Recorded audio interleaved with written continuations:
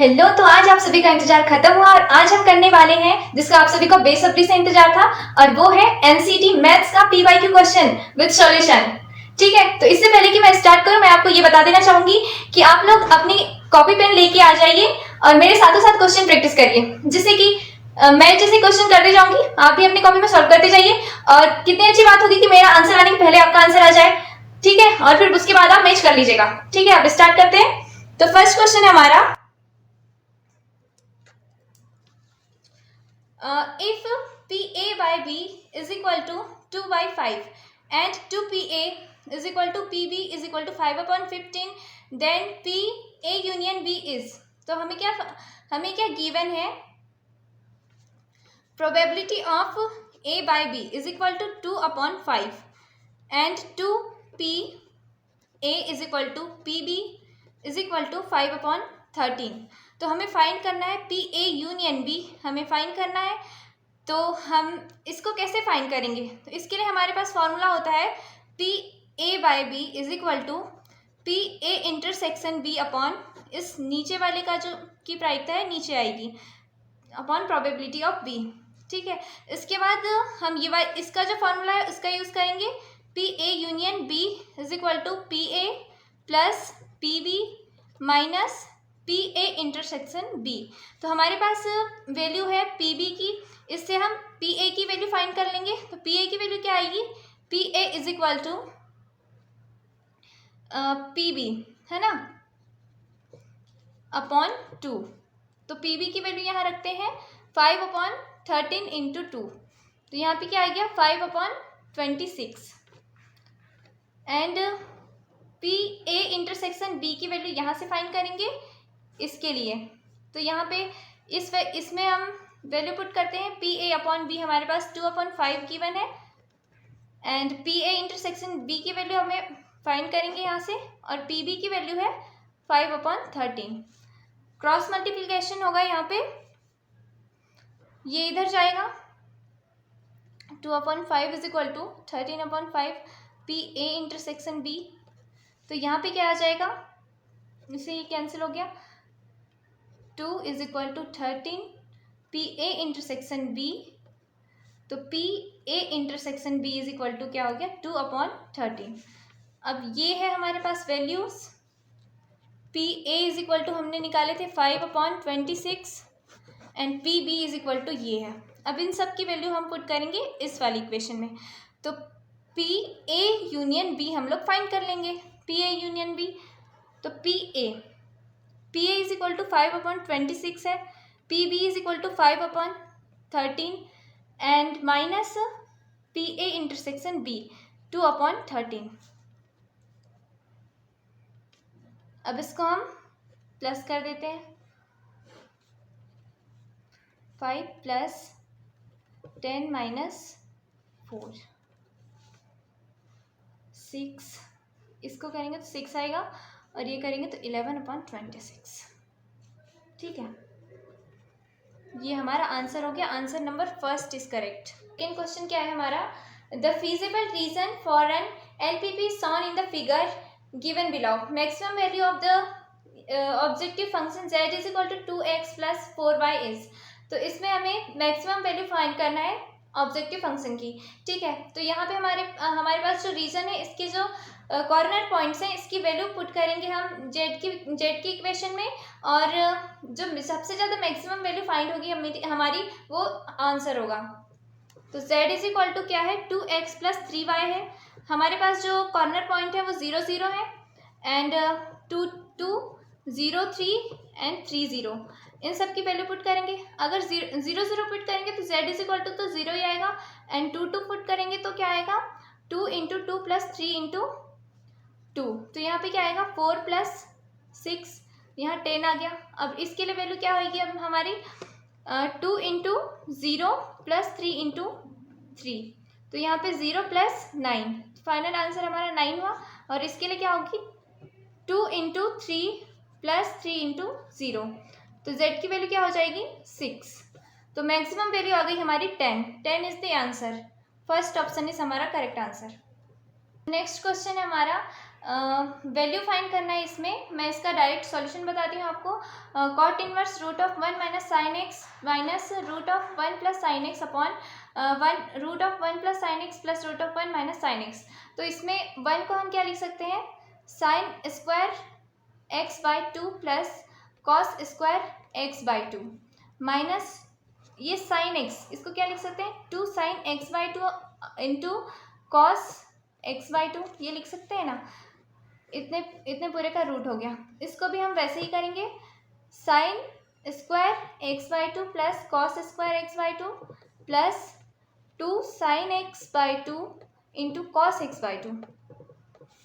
नीचे भी वैसे ही होगा same, sine square x by 2 plus cos square x by 2 plus 2 sine x by 2 into cos x by 2 plus root of sine square x by 2 plus cos square x by 2 minus 2 sine x by 2 into cos x by 2। अब ये जो formula है हमारा a minus B का formula है, ठीक है। तो इसको हम a माइनस बी के फॉर्म में लिख सकते हैं। तो a यहाँ पे क्या हो जाएगा, root of sine x by 2 minus cos x by 2 का होल स्क्वायर, ऐसे minus root of sine x by 2 plus cos x by 2 का होल स्क्वायर अपॉन यहाँ पे भी सेम वैसे ही होगा, sine x by 2 plus cos x by 2 का whole square plus root of sine x by 2 minus cos x by 2 का whole square. अब इससे कैंसिल हो जाएगा ये सारे। अब नेक्स्ट स्टेप में आएगा हमारा sign x by 2 minus cos x by 2 minus sine x by 2 plus cos x by 2 upon sine x by 2 plus cos x by 2 plus sine x by 2 minus cos x by 2। अब इस cos से ये वाला cos cancel हो जाएगा, ये इधर यहाँ पे भी माइनस हो जाएगा और यहाँ पे भी माइनस हो जाएगा, ठीक है। तो ये वाले साइन से ये वाला साइन कैंसिल हो जाएगा और ये दोनों प्लस हो जाएंगे। तो यहाँ पे फाइनली क्या आ जाएगा, cot inverse 2 minus 2 cos x by 2 upon 2 sine x by 2। इस 2 से 2 कैंसिल हो गया। तो फाइनली हमारे पास क्या आ गया, cot inverse minus sine upon cos upon sine को कॉट लिख सकते हैं, तो कॉट एक्स बाई 2। एंड हमें पता है कि cot inverse cot X is equal to X होता है, और एक फॉर्मूला होता है हमारे पास cot inverse minus X is equal to pi minus cot inverse X. तो ये वाले फॉर्मूले का यूज करेंगे हम यहाँ पे। तो यहाँ पे क्या आएगा, cot inverse pi minus cot inverse x आएगा।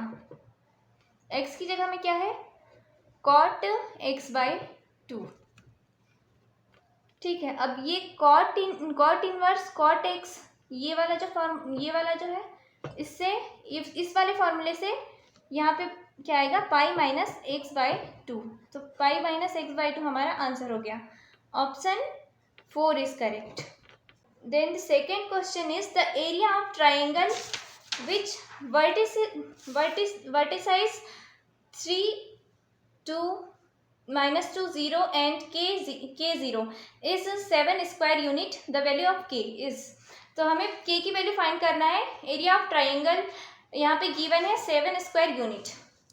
तो डिटर्मिनेंट के एप्लीकेशन से हम लोग एरिया ऑफ ट्राइंगल फाइंड कर सकते हैं। तो एरिया ऑफ ट्राइंगल का जो फॉर्मूला होता है, एरिया ऑफ ट्राइंगल क्या होता है, area of triangle is equal to 1/2 x1 x2 x3 y1 y2 y3 1 1 1। यहाँ पे हमें x1 की वैल्यू क्या गिवन है, x1 इज इक्वल टू 3 है, x2 इज इक्वल टू -2 है and x3 is equal to k and y1 is equal to 2 y2 is equal to 0 and y3 is equal to 0।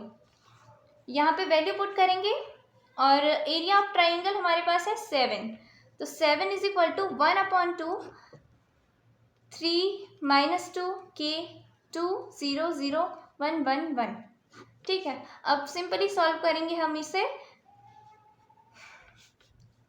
ये 3 इधर तो पूरा 0 ही हो जाएगा, 0 - 0 -2 एंड -2 - k और +1, ये भी 0 हो जाएगा, 0 - 0। ठीक है, तो हमारे पास क्या आ गया, 1/2 -2 - k। इस वाले 2 से ये वाला 2 कैंसिल हो गया और माइनस का यहाँ पे मल्टीप्लाई होगा तो 2 माइनस प्लस हो जाएगा, 2 + k, तो 7 इज इक्वल टू 2 + k, तो k इज इक्वल टू 5 हमारा answer. Option number 1 is correct. तो नेक्स्ट क्वेश्चन है हमारे पास, a diagram of a relation f is given below. तो यहाँ पे x की जो एक वैल्यू है इसके लिए y की 2 वैल्यू हैं, जबकि ऐसा नहीं होता है। x की एक वैल्यू के लिए y की केवल एक ही वैल्यू आएगी, तो ये वाला जो है ये फंक्शन नहीं है, तो जो फोर्थ ऑप्शन है ये वाला हमारा करेक्ट है। अब नेक्स्ट क्वेश्चन है, the particular solution of the differential equation dy/dx is equal to -4xy² given that y is equal to 0 when x is equal to 1 when x is equal to 0। तो इसका जो हमारे पास जो question दिया हुआ है इसके लिए पर्टिकुलर सॉल्यूशन फाइंड करना है हमें। तो हम इसका सॉल्यूशन कैसे करेंगे, dy/dx is equal to -4xy² है, वेरिएबल सेपरेबल फॉर्म से करेंगे, इसको सेपरेट कर देते हैं। तो dy है तो इधर y को इधर ला देते हैं, तो 1/y² हो जाएगा, -4x इसको इधर ले जा दिए ये। अब दोनों साइड क्या करेंगे हम, इंटीग्रेशन करेंगे, तो यहाँ पे क्या आ जाएगा, इंटीग्रेशन करेंगे तो इंटीग्रेशन का फॉर्मूला क्या होता है, x के ऊपर n की power dx is equal to xn+1/n+1। ठीक है, इसी वाले फॉर्मूले का यूज़ करेंगे। यहाँ पे y के ऊपर -2 की, इसे हम क्या लिख सकते हैं, y के ऊपर -2 की पावर dy एंड -4 इधर कॉमन निकल गया क्योंकि ये कांस्टेंट है। अब इसका क्या आएगा, -2 + 1/y -2 + 1, नहीं ये y के ऊपर -2 + 1/-2 + 1 ये होगा। ठीक है, is equal to -4x² plus c -1/-1, तो इसे कैंसिल हो जाएगा, ये -2x² + c, ये क्या हो जाएगा, -1/y, क्योंकि ये y के ऊपर -1 की पावर है तो ये नीचे आ जाएगा, एंड -2x² +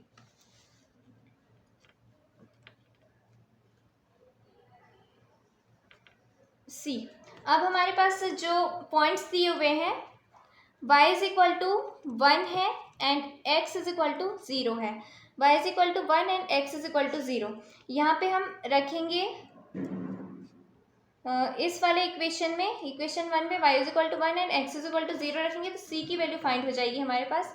तो -1 इज इक्वल टू -2 × 0 + c, तो c इसकी वैल्यू क्या हो गई, -1 की वैल्यू यहाँ पे रखेंगे तो -1/y is equal to -2x² - 1 है ना।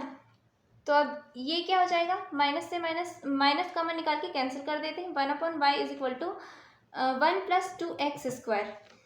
अब इसे क्या लिख सकते हैं हम, y is equal to 1/1 + 2x²।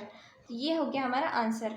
Option match कर लीजिए, फर्स्ट वाला ऑप्शन हमारा करेक्ट है। नेक्स्ट क्वेश्चन है 7th question, corner point of the feasible region determined by the system of linear constants are 0, 3, 1, 1 and 3, 0. Let z is equal to 2px plus 3qy. There p and q जो है वो greater than है 0 से condition on P and Q so that the minimum of Z occurs at 30 and 11। यहाँ पे क्या बोल रहा है कि 30 and 11 इस पॉइंट पे Z की वैल्यू मिनिमम है, तो Q और P के लिए क्या कंडीशन होगी ये हमें फाइंड करना है। तो इसमें क्या होगा, 7th हमारे क्वेश्चन का सॉल्यूशन 30 and 11 पे जो Z है Z is equal to 2px plus 2qy, इसकी वैल्यू क्या है, मिनिमम है। मिनिमम वैल्यू केवल एक ही होगी, मतलब मिनिमम वैल्यू एक ही वैल्यू होगी। तो 30 पर Z की वैल्यू निकालते हैं हम, इस वाले पॉइंट पर Z की वैल्यू क्या होगी, x इज इक्वल टू 3 रखें और y इज इक्वल टू 0 रखेंगे, तो Z इज इक्वल टू क्या आ गया 2p into 3 plus 2q into 0, Z is equal to क्या हो गया 6p। एंड 1 पॉइंट के लिए Z is equal to 2p into 1 plus 2q into 1, finally Z is equal to 2p plus 2, एक minute यहाँ पे 3 है, हाँ क्वेश्चन में 3 दिया हुआ है 3।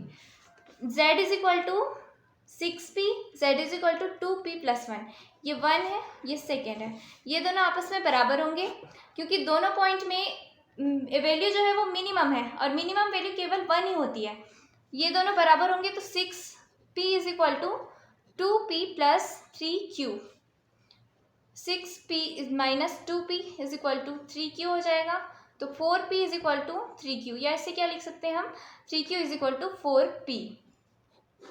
अब ऑप्शन मैच कर लेते हैं, ऑप्शन 2 हमारा करेक्ट आंसर है। The next question is question 8, if a is equal to cos alpha sin alpha minus sin alpha cos alpha, then for every positive integral n, a के ऊपर n की power हमें find करना है। तो इसके लिए क्या करते हैं, a इज इक्वल टू ये दिया हुआ है, देख लीजिए आप, minus sin alpha cos alpha, है ना। सबसे पहले हम a स्क्वायर निकालेंगे, a इंटू a करके, मैट्रिक्स मल्टीप्लिकेशन आपको आता ही होगा, वही करना है हमें इसमें ऐसे।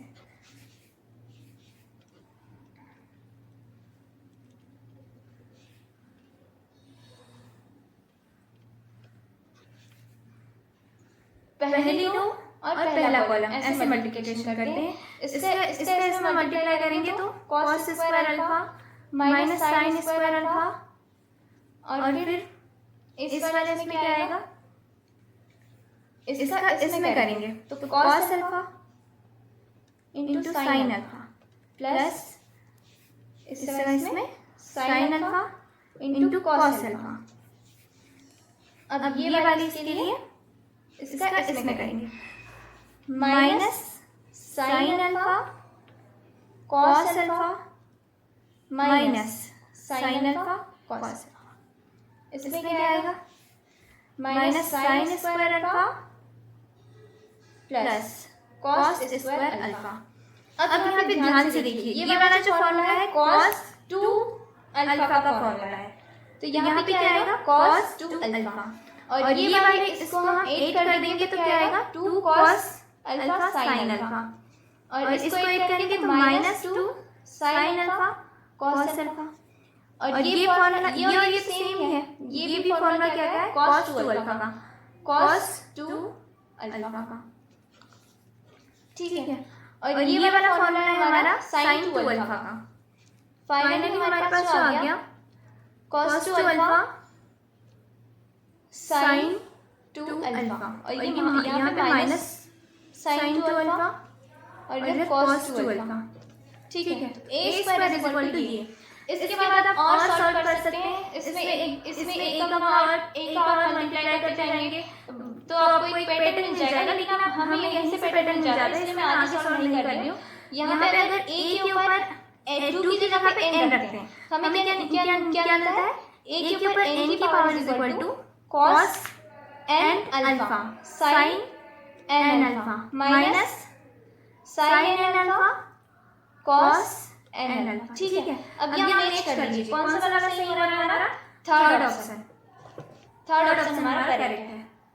अब नेक्स्ट क्वेश्चन है 9th question, the differential equation of family of circle with centre on x axis and given radius r is. तो ये वाले क्वेश्चन का सॉल्यूशन आप खुद से कर लीजिएगा। मैं नेक्स्ट क्वेश्चन बताती हूँ आपको, पसंद था मुझे इसलिए मैं अगला क्वेश्चन पे जा रही हूँ डायरेक्ट। तो अब आ गया हमारा 10th क्वेश्चन। 10th क्वेश्चन में हमारे डिफरेंशियल इक्वेशन का सॉल्यूशन फाइंड करना है। इक्वेशन जो दी हुई है x dy by dx is equal to y minus x tan y upon x। इसमें क्या करना पड़ेगा हमें को, y is equal to vx रखेंगे यहाँ पे। तो dy by dx क्या आ जाएगा हमारे पास, v dy by dx plus x dv by dx, v plus x dv by dx क्या आ गया, dy by dx is equal to इसकी और इसकी वैल्यू को इक्वेशन नंबर इसमें रखेंगे। x dy by dx का क्या आया था, v plus x dv by dx is equal to y की वैल्यू क्या है, vx minus x tan y upon x, x v plus x dv by dx। यहाँ पे x को कॉमन निकाल लेते हैं, v minus tan y by x ये आएगा। इस x से ये वाला x कैंसिल हो जाएगा तो v plus x dv by dx equal to v minus tan y by x। v को इधर लाएंगे फिर कैंसिल हो जाएगा तो यहाँ बचेगा क्या, x dv by dx minus tan y by x। ठीक है, अब हम यहाँ पे लगाएंगे वेरिएबल सेपरेबल फॉर्म। यहाँ पे हम इसलिए लगा सकते थे क्योंकि आपको इक्वेशन दिखी थोड़ा टफ होता है यहाँ पे। इस इक्वेशन के लिए इस वाली मेथड से करेंगे। अब यहाँ पे जैसे कि हमें दिख रहा है कि हम यहाँ वेरिएबल सेपरेबल फॉर्म से हम सॉल्व कर सकते हैं। अब यहाँ पे हम वेरिएबल सेपरेबल फॉर्म से सॉल्व करेंगे तो v वाले टर्म को इधर ला लेते हैं, यहाँ पे vx आएगा, यहाँ से कैंसिल हो जाएगा तो x dv by dx is equal to minus tan v 1 upon tan v dv is equal to minus 1 upon x dx। दोनों का इंटीग्रल करेंगे है ना। इसको क्या लिख सकते हैं हम, cot v dv is equal to minus 1 upon x dx। cot v का क्या होता है, log sin v और इसका minus log x plus log c। अब इसको क्या लिख सकते हैं, log sin v plus log sin v is equal to log c upon x, क्योंकि हमें पता है कि log m minus log n, log n is equal to क्या होता है, log m अपॉन n। इस वाले फॉर्मूले का यूज करके हमारे पास ये आ गया, log sin v is equal to log c upon x। तो दोनों टर्म में ई लेंगे तो क्या आ जाएगा, sin v is equal to c upon x। अब v की वैल्यू रख देते हैं हम, sin v की वैल्यू क्या आएगी, y is equal to vx है तो v is equal to y upon x, sin y upon x is equal to c upon x। तो आंसर हमारा कौन सा है, फिनिश कर लेते हैं, थर्ड ऑप्शन हमारा। Probability of guessing correcting at least 9 out of 10 answers on a true false type examination is. मतलब 10 क्वेश्चंस में 9 क्वेश्चन हमारे करेक्ट होना चाहिए।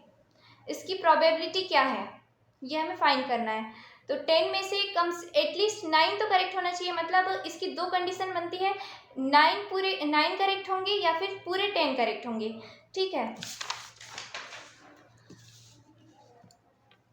तो सबसे पहले हम देखते हैं कि हमारे पास कितनी कंडीशन है। p x is equal to 9 option correct होंगे और सेकेंड कंडीशन है p x is equal to 10 option correct होंगे। तो हमारे पास प्रोबेबिलिटी क्या हो जाएगी, इन दोनों को जोड़ देंगे। अब क्वेश्चंस के ट्रू आने की जो प्रोबेबिलिटी है p इज इक्वल टू 1/2 होगी, या तो वो ट्रू आएगा या फिर फॉल्स आएगा। अब उसके फॉल्स आने की प्रोबेबिलिटी होगी q is equal to 1 minus p is equal to 1/2। ठीक है, अब हमारे पास जो फॉर्मूला होता है P x is equal to R is equal to N C R into P R into Q N minus R. तो P x is equal to 9 के लिए निकालते हैं 10 सी आर 9 है यहाँ 10 इसलिए क्योंकि टोटल नंबर हमारे पास 10 है, 10 में से 9 आंसर हमारे करेक्ट होंगे इसके लिए। तो इसके ट्रू होने की प्रोबेबिलिटी है 9, पी के ऊपर 9 एंड फाल्स, इसके फाल्स होने की प्रोबेबिलिटी है एक क्वेश्चन फाल्स होगा हमारा। एन सी आर का जो फॉर्मूला होता है एन का factorial upon n minus r का फैक्टोरियल इंटू आर का फैक्टोरियल, इस फॉर्मूले का यूज करेंगे यहाँ पे।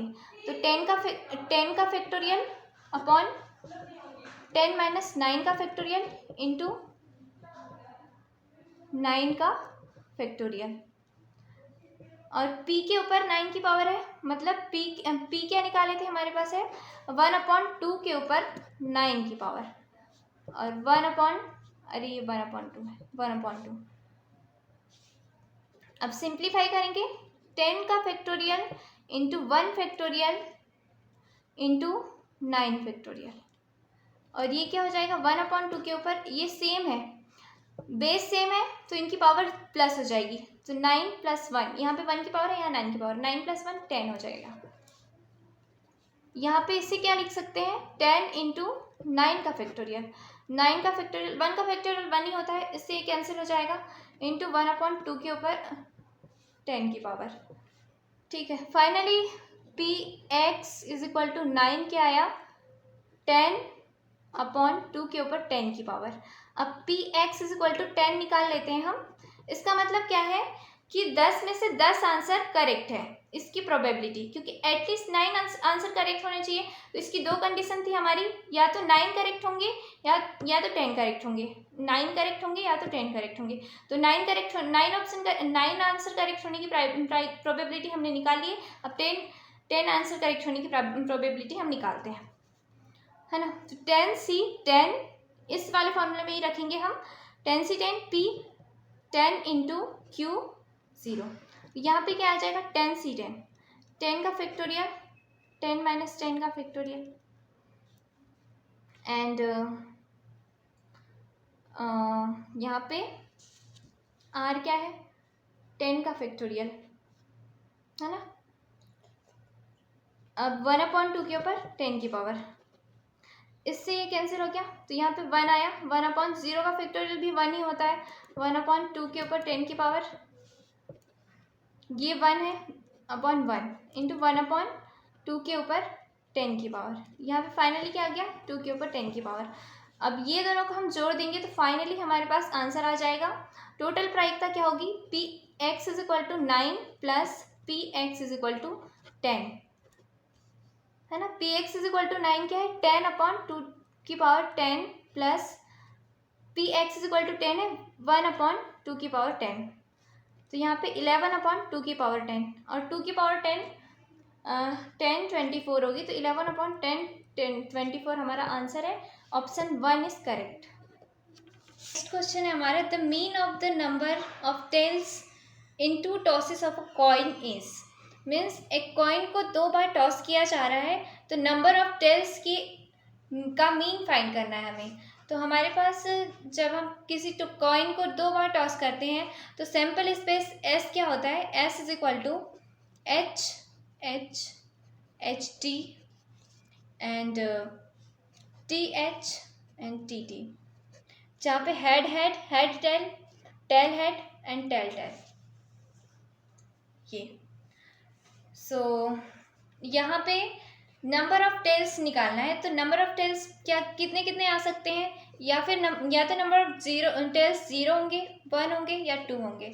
तो प्रोबेबिलिटी निकालते हैं अब हम, जब नंबर ऑफ टेल्स क्या होंगे 0 होंगे।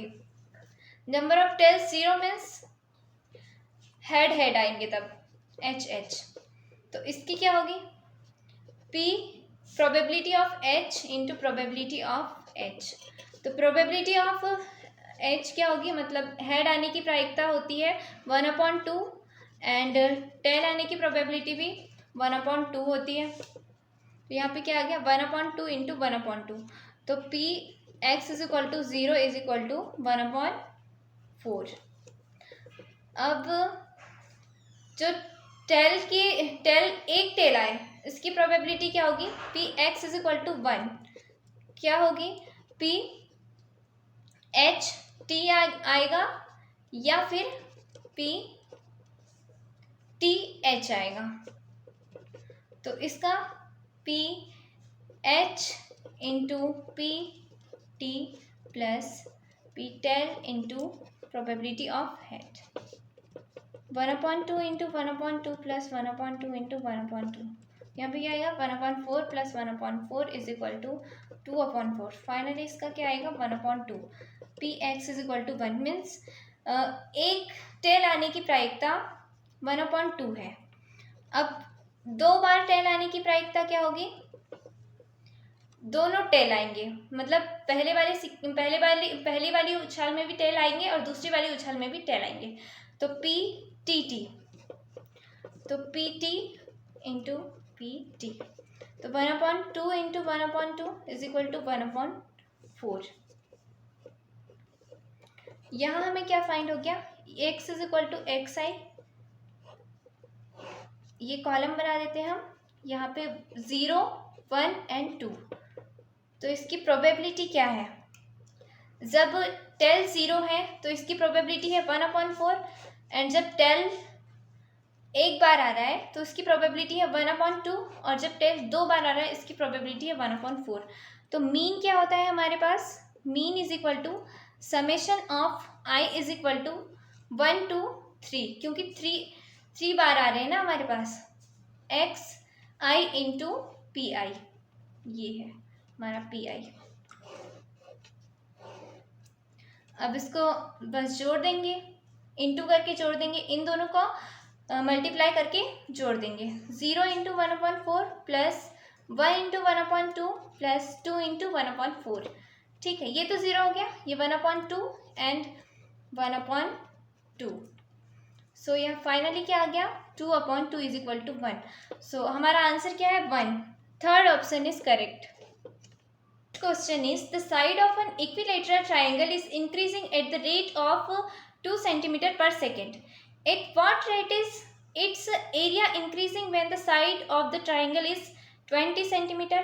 तो हमें फाइंड करना है, जब साइड ऑफ ट्राइंगल 20 सेंटीमीटर होगा तब एरिया किस रेट से इंक्रीज होगा, ये हमें फाइंड करना है। और हमारे पास गिवन है कि the side of equilateral triangle is increasing at the rate of 2 centimetre per second. Means अगर इसकी साइड ए है तो d a by d t is equal to 2 centimetre per second दिया हुआ है। एंड जो हमारे साइड ऑफ ट्राइंगल दिया है जिसपे हमें एरिया इंक्रीज होने का रेट फाइंड करना है, वो है ए इज इक्वल टू 20 सेंटीमीटर। तो ये है हमारा equilateral triangle. Area of triangle का जो फार्मूला होता है, एरिया ऑफ ट्राइंगल, इसका फार्मूला होता है 1/2 बेस इंटू हाइट। ये इसकी पूरी जो साइड होंगी वो सेम होती है, ए मान लेते हैं हम। सो इसका बेस होगा ए एंड इसकी हाइट क्या होगी? पाइथागोरस थ्योरम से इसकी हाइट निकाल लेंगे तो इसकी हाइट हो जाएगी हमारी, इतना को क्या लिख सकते हैं? a/2। तो पाइथागोरस थ्योरम से इसकी हाइट होगी, हाइट क्या हो जाएगी? Root of a² minus a/2 का स्क्वायर, a² माइनस a²/4। तो यहाँ पे 4a² माइनस a²/4 में पूरे का रूट, तो √3a²/√4। तो यहाँ पे क्या आ जाएगा? √3a/2। इसकी हाइट √3a/2 आ गई और बेस तो a है हमारा, तो यहाँ पे पुट करेंगे 1/2 a इंटू √3a/2। फाइनली हमारे पास इक्विलेटरल ट्राइंगल का एरिया का फॉर्मूला आ गया √3a²/4। ये वाले फॉर्मूले को आप याद रखिएगा, क्योंकि इतना सारा थोड़ी करेंगे आप एग्जाम के टाइम पे, ठीक है। Area is equal to √3a/4। अब एरिया के इंक्रीज होने का रेट फाइंड करना है, मीन्स dA/dt। dA/t √3a/a²। अब इसको सॉल्व करेंगे तो dA/dt is equal to 2a dA/dt। यहाँ पे a की वैल्यू क्या दी है 20 centimetre and dA/dt is equal to 2 centimetre per second. Value put करेंगे तो dA/dt इज इक्वल टू क्या आएगा √3/4 इंटू 2 इंटू 20 इंटू 2। ये कैंसिल होगा, ये हो गया, तो फाइनली हमारे पास आ गया 20√3 सेंटीमीटर स्क्वायर पर second. So the rate is, its area increasing is 20√3 centimeter square upon second per second, centimeter square per second। Option number 3 is correct. अब नेक्स्ट है हमारा 14 क्वेश्चन। इसमें इंटीग्रेशन का क्वेश्चन है। 3x ax का integral find करना है हमें। तो इसके लिए क्या होता है, यहाँ पे 2 फंक्शन दिए हुए हैं, तो 2 फंक्शन है, मल्टीप्लाई में है, तो इसका जो फॉर्मूला होता है f1x into f2x dx is equal to, पहला फंक्शन एज इट इज रहेगा, दूसरे फंक्शन का इंटीग्रेशन माइनस पहले फंक्शन का डिफरेंशिएशन इंटू दूसरे फंक्शन का इंटीग्रेशन और फिर पूरे फंक्शन का इतने पूरे का इंटीग्रेशन। अब यहाँ पे हम लोग इस फॉर्मूले से इसे सॉल्व करते हैं। तो यहाँ पे पहला function as it is 3x into दूसरे फंक्शन का इंटीग्रेशन माइनस पहले फंक्शन का डिफरेंशिएशन इंटू दूसरे फंक्शन का इंटीग्रेशन और फिर पूरे का इंटीग्रेशन। यहाँ पे क्या है 3x मीन्स ax के फॉर्म में है, तो ax d/dx ax is equal to क्या होता है ax log a। 3x ax का ax ही होगा and minus 3x log 3 ax का ax होगा और इतने पूरे का फिर से करना है हमें। इसे क्या लिख सकते हैं 3x ax minus log 3x into ex dx। यहाँ पे i इज इक्वल टू इतना मानेंगे, i इज इक्वल टू ये है ना, i is equal to 3x ex dx। ये इसकी वैल्यू को हम यहाँ पे पुट करेंगे, है ना। तो फाइनली हमारे पास क्या आएगा i is equal to 3x ex minus log 3 into i minus है तो इधर प्लस में हो जाएगा i plus log 3i is equal to 3x ex। यहाँ पे i को कॉमन निकाल लिए तो 1 plus log 3 is equal to 3x ex। देखो यहाँ पे हमने आर्बिट्ररी कांस्टेंट नहीं लेके चले हैं, तो यहाँ पे प्लस सी पूरे उसमें आएगा प्लस सी ओके। तो i इज इक्वल टू क्या हो गया 3x into E X upon 1 plus log 3 plus C. तो आंसर हमारा कौन सा है, 4th ऑप्शन करेक्ट है। 4th नहीं, इसके आगे हमें और सॉल्व करना पड़ेगा। देखिए इसके आगे क्या करते हैं हम 3x ex, क्योंकि हमें पता है log e e is equal to 1 होता है, तो यहाँ पे 1 की जगह में हम log ई लिख सकते हैं प्लस log 3, है ना। अब एक और फॉर्मूला होता है log e m plus log e n is equal to log e m into n. यहाँ पे यही वाला फॉर्मूला लगाएंगे हम, तो क्या आएगा 3e के ऊपर x की पावर, और यहाँ पे कौन सा, इस फॉर्मूले से यहाँ पे क्या आ जाएगा log 3 इंटू ई। तो फाइनली हमारा आंसर आ गया ये प्लस सी। तो option second is correct, second option हमारा करेक्ट है।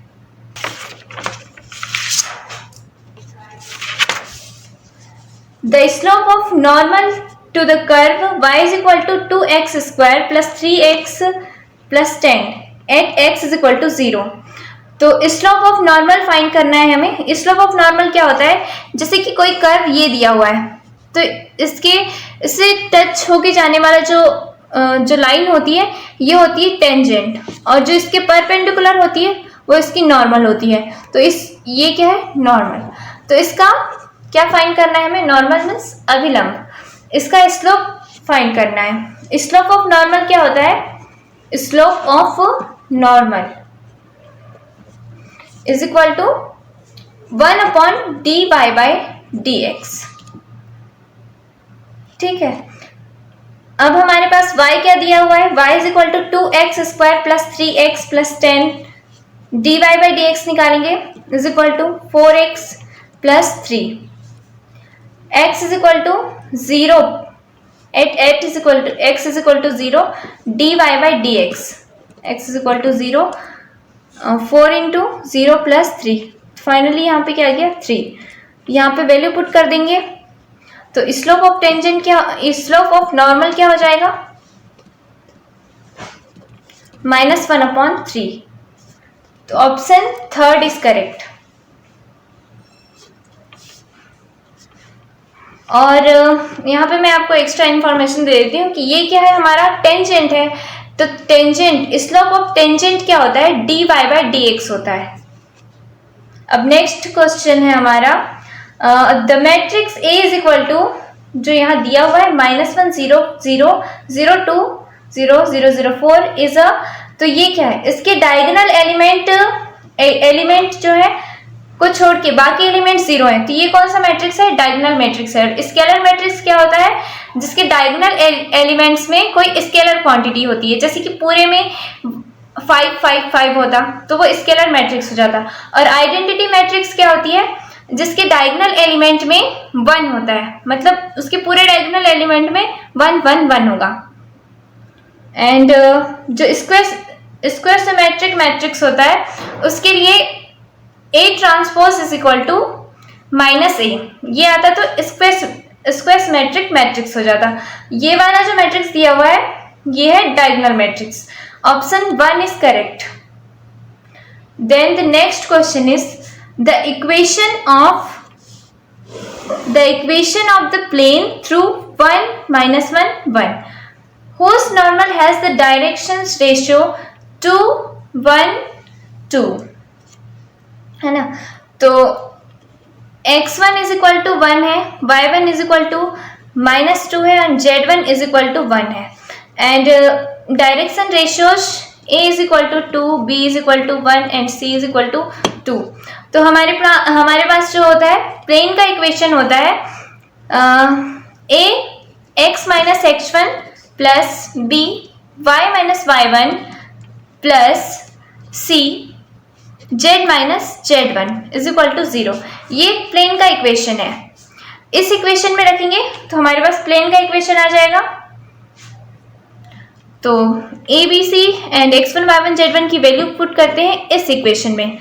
2x minus 1 plus 1 y minus -2 plus 2 z minus 1 is equal to 0। 2x minus 2 plus simplify कर देंगे इसे, plus 2 plus 2z minus 2 is equal to 0। ये plus में ये minus में cancel हो जाएगा। And 2x plus y plus 2z minus 2 is equal to 0। अब ऑप्शन मैच कर लेते हैं। इसको इधर इसका पक्षांतर करेंगे तो उधर चले जाएगा। 2x plus y plus 2z is equal to 2। ये ऑप्शन मैच करिए तो फर्स्ट ऑप्शन हमारा करेक्ट है। The function f(x) is equal to sine 3x upon x if x not is equal to 0 and x is equal to 0 पर function की value है k/3 is continuous at x is equal to 0 then the value of k is. यहाँ पे k की value find करना है यदि function जो है वो कंटिन्यूअस है x इज इक्वल टू 0 पर। हम क्या करते हैं, कोई फंक्शन किसी पॉइंट पर कंटिन्यूअस है, इसका मतलब ये है कि उस लिमिट की वैल्यू और उस फंक्शन पे उस पॉइंट पे उस फंक्शन की वैल्यू दोनों इक्वल है। तो लिमिट, फंक्शन की लिमिट निकालते हैं। Limit x tends to 0 sine 3x upon x। इसे क्या लिख सकते हैं, limit x tends to 0 3 sine 3x upon 3x, ये लिख सकते हैं। अब यहाँ पे 3 को बाहर निकाल लीजिए। Limit 3x tends to 0 sine 3x upon 3x। एक फॉर्मूला होता है limit x tends to 0 sine x upon x is equal to 1। इस फॉर्मूले से यहाँ पे क्या आ जाएगा, इसकी इतने पूरे की वैल्यू आ जाएगी 1, तो 3 इंटू 1, तो लिमिट की वैल्यू क्या आ जाएगी हमारे पास 3। लेफ्ट हैंड लिमिट बोले तो इज इक्वल टू फंक्शन की वैल्यू f0, तो क्या है 3 इज इक्वल टू फंक्शन की वैल्यू क्या दी हुई है f is equal to x is equal to 0 पर फंक्शन की वैल्यू k/3 है और लिमिट की वैल्यू 3 आई है, दोनों इक्वल होंगे। 3 इज इक्वल टू k/3, तो इससे k की वैल्यू क्या आ जाएगी, k is equal to 9। Option 3 is correct. The next question is the area bounded by curve y is equal to x and y square is equal to x is। दो curve दिए हुए हैं यहाँ पे, y is equal to x जिसके जो ये वाला कर्व है जो लाइन की इक्वेशन है, एंड सेकेंड है y square is equal to x, ये है पैराबोला की equation y square is equal to x। इसका जो कॉमन पॉइंट है ये 1 1 होगा। इसमें हमें ये वाला जो कॉमन रीजन है इसका एरिया फाइंड करना है। ठीक है, इसके लिए क्या करना पड़ेगा हमें, एरिया क्या होगा इसका 0 to 1 लिमिट है हमारी x dy plus 0 to 1 x dy, x1 और ये x2, ये वाला जो है लाइन वाले कर्व को इंडिकेट कर रहा है और ये है पैराबोला वाले को। लाइन के लिए x is equal to y है एंड यहाँ पे माइनस आएगा, एंड पैराबोला के लिए x is equal to y square है 0 to 1। अब इसे हम सिंप्लीफाई करेंगे, y3 अपॉन 3 आ जाएगा इसका 0 to 1। अब लिमिट्स पुट करते हैं 1/3 माइनस 1/2 माइनस 1/3 6 3 माइनस 2 इज 1/6 इसका आंसर हो गया square unit. Second option is correct. Answer क्या आएगा, second option. The next question is the value of determinant. इस डिटर्मिनेंट की वैल्यू फाइंड करना है। क्या दिया हुआ है, a minus B, b minus C, c minus A, b minus C, a minus A, c minus A, a minus B, c minus A, a minus B and b minus C. ठीक है, इसकी value हम determinant की कुछ property use करेंगे और इसे simplify कर देंगे। ठीक है, c2 tends to c2 minus c1, c2 plus c1 करते हैं तो a minus B, b minus C, c minus A हो गया। इन दोनों को प्लस कर देंगे तो a माइनस बी प्लस ये b minus C plus c minus A plus ये हो गया, ये एज इट इज रहेगा b माइनस सी। ठीक है, यहाँ पे क्या हो जाएगा, ये कैंसिल हो जाएगा इससे, तो यहाँ पे क्या आएगा a minus B, b minus C, c minus A, a minus C, b minus A C minus B, C minus A minus B and B minus C. अब क्या करेंगे, C2 tends to C2 plus C3। इससे क्या हो जाएगा, ये वाली जो कॉलम है ये जीरो हो जाएगी, A minus B, B minus C and C minus A minus C plus C minus A, B minus A plus A minus B, C minus B plus B minus C and C minus A minus B. ये हो गया A minus B minus C minus A. ये वाली term पूरी zero हो गई, सी minus ए बचा, ए minus B बचा और बी माइनस सी बचा। तो डिटरमिनेंट की एक प्रॉपर्टी होती है कि अगर उसकी कोई भी कॉलम या फिर एक भी कॉलम या फिर एक भी रो ज़ीरो, उनके सारे एलिमेंट ज़ीरो होंगे तो उसका जो डिटरमिनेंट होगा वो ज़ीरो होता है। तो इसका फाइनली डिटरमिनेंट जो होगा वो ज़ीरो होगा। Answer 3 is correct. इसके बाद है 21 नंबर का क्वेश्चन।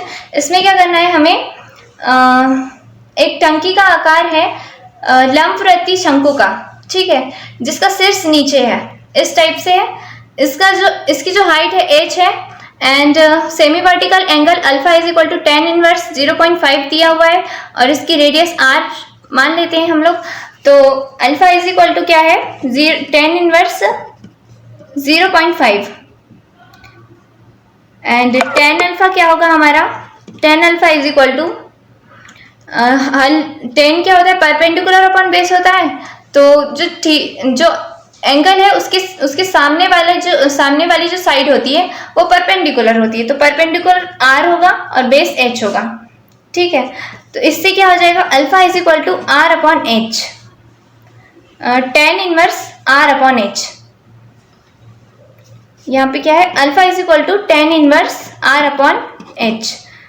इस वाले और इस वाले इक्वेशन से क्या निकल जाएगा हमारा, r upon h is equal to 0.5। इसको क्या लिख सकते हैं, r upon h is equal to 1 upon 2, तो r is equal to h upon 2। ये r और h के बीच रिलेशन फाइन हो गया। अब जो शंकु का आयतन होता है v is equal to 1 upon 3 pi r square h, ये होता है ना। तो 1 अपॉन 3 पाई r की वैल्यू यहाँ पे रखेंगे h स्क्वायर अपॉन 2, r की वैल्यू रखेंगे h अपॉन 2, इसका स्क्वायर हो गया इंटू h। तो यहाँ पे क्या आ जाएगा, 3 पाई h square upon 4 into h। Pi upon 3 into 4, h के ऊपर 3 की पावर क्या हो गया, पाई अपॉन 12 h के ऊपर 3 की power. dv by dt find निकालेंगे अब, pi upon 12 3h square into D H upon D T. इसकी वैल्यू हमें दी हुई है 5 और h की वैल्यू हमें दी हुई है यहाँ पे 4 मीटर, 4 का स्क्वायर हो जाएगा। D h by d T हमें फाइंड करना है। यहाँ पे 3 पाई 12 5 इंटू 4 होगा, इससे कैंसिल करेंगे,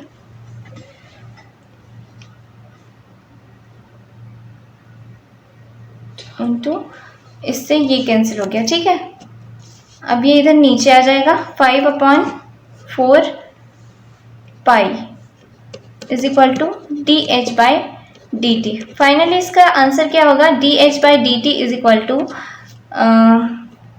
5 अपॉन 4 पाई। पाई की वैल्यू क्या होती है, 22/7। यहाँ पे वैल्यू पुट करेंगे 4 इंटू 22 अपॉन 7, तो क्या आ जाएगा, 7 ऊपर चले जाएगा तो 5 इंटू 7 और यहाँ पे 88 हो जाएगा, तो 35 अपॉन 88 ये हमारा आंसर हो गया। Option fourth is correct, fourth option. अब नेक्स्ट क्वेश्चन है, हाँ, match list 1 and list 2 for properties of defined integral. इसमें डिफाइंड इंटीग्रल की प्रॉपर्टीज से डायरेक्ट क्वेश्चन है। अगर आपने 12th में एनसीईआरटी अच्छे से पढ़ा है तो आप इसको आसानी से कर लेंगे। तो फर्स्ट में जो है इसका आएगा थर्ड, एंड सेकेंड वाला जो है इसका फोर्थ आएगा, एंड थर्ड वाला जो है इसका 1 आएगा, एंड डी जो है इसका सेकेंड आएगा। आप इसको अच्छे से देख लीजिएगा, मैं डायरेक्ट आंसर बता दी हूँ आपको। अब नेक्स्ट क्वेश्चन है, the value of x for which Lagrange mean value theorem is applicable to the function f x is equal to x into x minus 2 on x belongs to in the interval 1-2, इसमें belongs कर रहा है। तो हमारे पास function given है f x is equal to x into x minus 2। इसे क्या लिख सकते हैं, f x is equal to x square minus 2x। Lagrange mean value theorem क्या होता है कि ये फंक्शन डिफरेंशिएबल और कंटिन्यूअस होगा कोई पॉइंट पे a, b पे, ठीक है। डिफरेंशिएबल और कंटिन्यूअस होगा तो कोई एक x की कोई ऐसी वैल्यू एग्जिस्ट करेगी जिसके लिए एफ डैश एक्स क्या होगा, F B minus F A upon B minus A, ये होगा, ठीक है।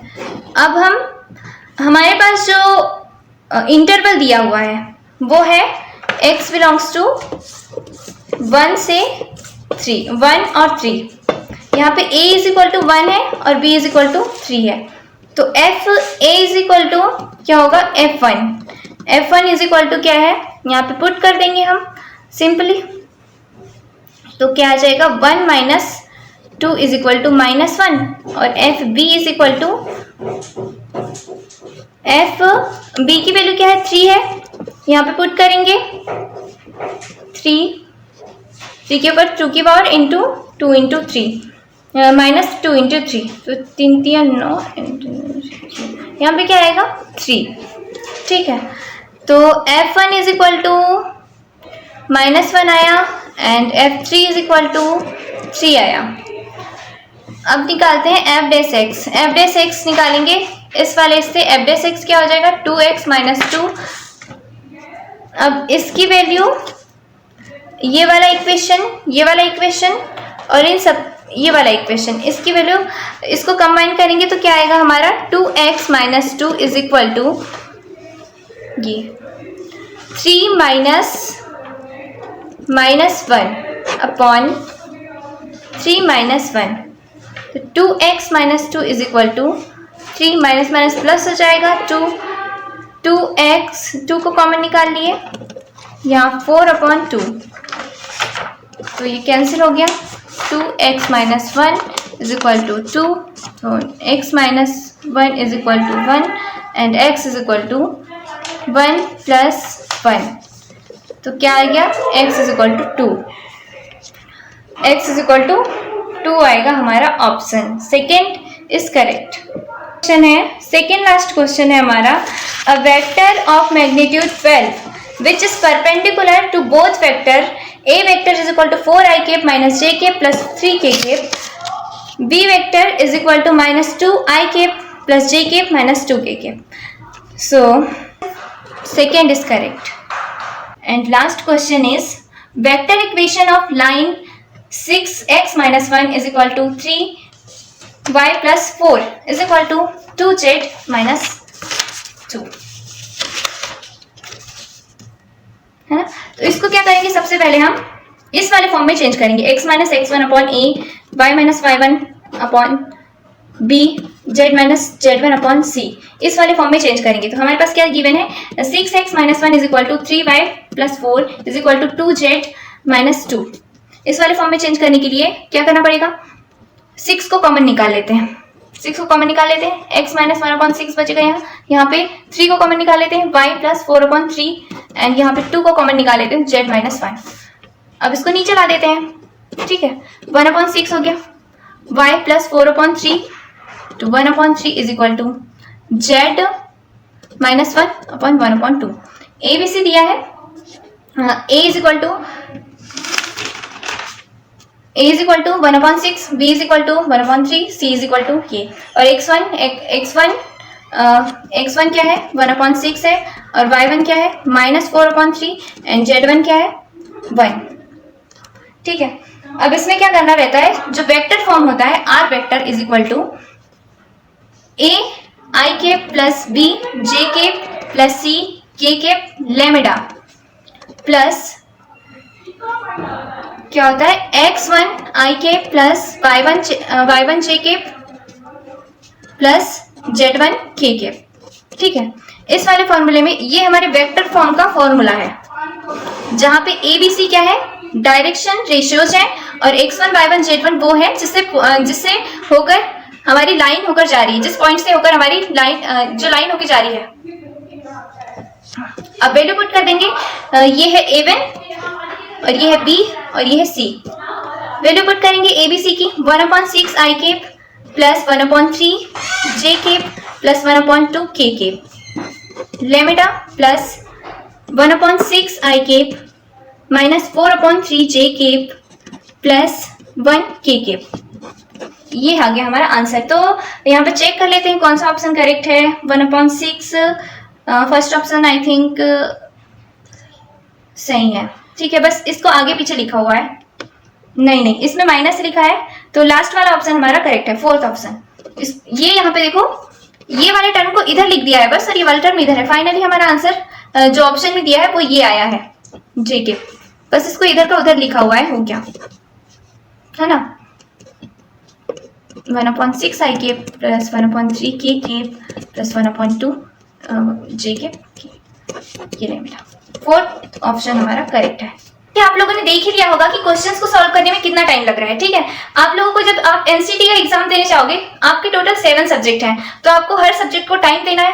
तो मैथ्स के क्वेश्चंस थोड़े ज्यादा टाइम टेकिंग है, तो आप ये कोशिश करिएगा कि क्वेश्चंस जल्दी से जल्दी सॉल्व कर सके, टाइम दे सके, ना कि मैथ्स में पड़े रहे बस पूरा टाइम मैथ्स को ही दिए। ऐसा नहीं करना है, सभी सब्जेक्ट को टाइम देना है और कोशिश करना है कि आप ज्यादा से ज्यादा क्वेश्चंस कर पाए। और जो क्वेश्चन आपको नहीं बन रहे उसको आप स्किप कर देना, क्योंकि नेगेटिव मार्किंग है। तो मैं आपको ये सजेस्ट करूंगी कि जो क्वेश्चन आपको ज्यादा ही लेंथी लग रहे हैं उसको स्किप कर देना, ज्यादा टाइम नहीं देना है उसको, नहीं तो आपके पास टाइम कम हो जाएगा और आपके बाकी क्वेश्चन जो बन सकते हैं आपको वो छूट जाएंगे। ठीक है, तो आपको ऐसे करना है। Thank you for watching, thank you very much. और कुछ अगर आपको कुछ चाहिए होगा, कोई नया वीडियो लेके आना होगा, तो आप कमेंट करके बता दीजिएगा, हम आपके लिए बिल्कुल तैयार है। ठीक है, बाय।